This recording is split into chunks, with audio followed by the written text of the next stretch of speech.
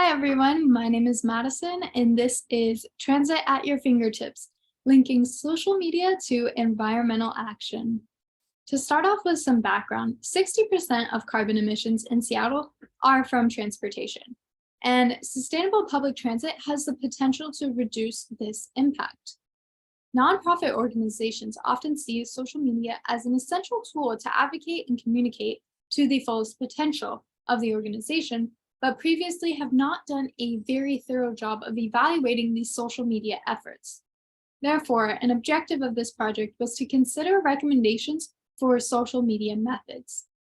My research question was, what communication strategies are used by the organization Seattle Subway, and how does the audience engage and interact with the published content?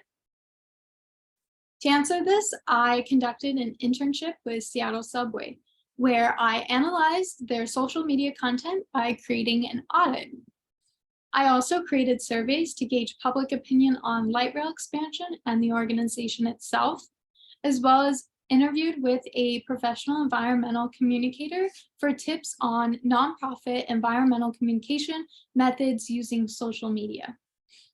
I also conducted a literature review to better understand the intersection of social media and environmental communication. If we go over to the results section, we can see the snapshot from the audit I created. This is a snapshot from the C4 Facebook page, which is the political outreach page. And it also is the Facebook page that has the most followers, likes, and overall interaction with the account. The top posts from the C4 account were categorized into this audit, and then I was able to come up and determine with the major themes, tones, and intended audience of each of these posts, and these were the results. By auditing a nonprofit's social media efforts, new goals and methods can be developed to increase audience engagement and brand messaging. I also found that structure and collaboration for nonprofit social media teams can help to create consistent yet diverse content to represent the organization.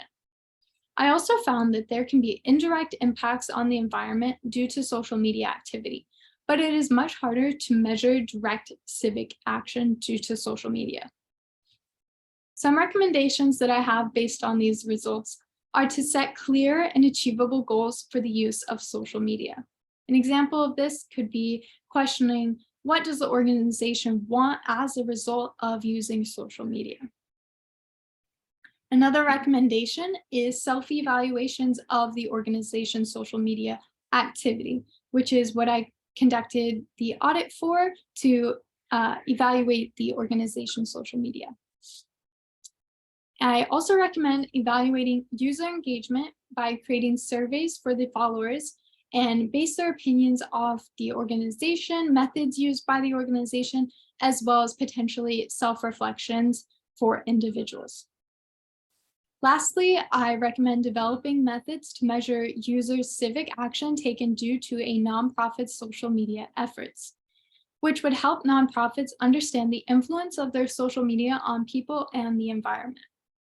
The significance of all of this is that effective communication may help to reduce carbon emissions.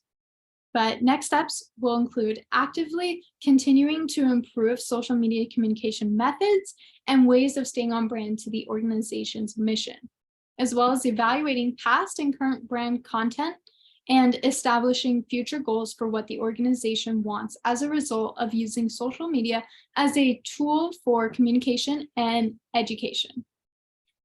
I would like to thank my faculty advisor, Jason Young, Joe Riley, and Eugene Kramer at Seattle Subway, and my friends and family for all of your support. Thank you for listening.